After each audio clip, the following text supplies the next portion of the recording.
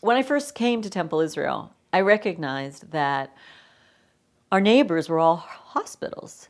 And it was also at the time in the 1990 that AIDS was everywhere. And the AIDS community, I think, gave us this wonderful gift of healing services. And what I noticed was that there were a lot of different congregations doing one healing service. And everybody felt good, and on the back of the service that they would write is special thanks to all these people. But if you have any chronic illness, you know that you can go to a service and feel wonderful, but then you leave.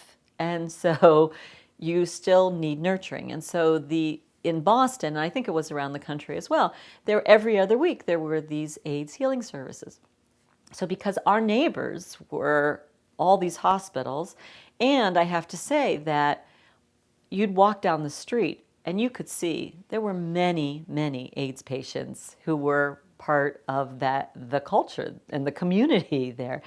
And so we started once a month having a healing service.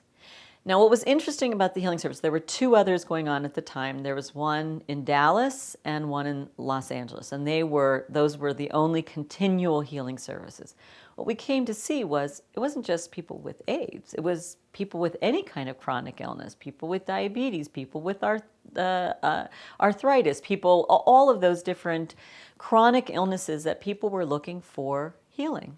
And so for 16 years, we had a healing service every single month, the first Tuesday of every month, and we were able to recognize that the Jewish healing prayer says we ask for healing of the body and healing of the soul.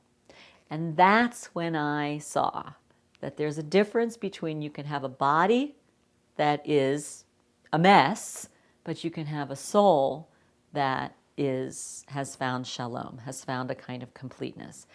And it's always good if your body matches your soul in health, but sometimes you can't have that. So that was another piece for me of understanding the significance of the soul and the nurturing of the soul and that healing service.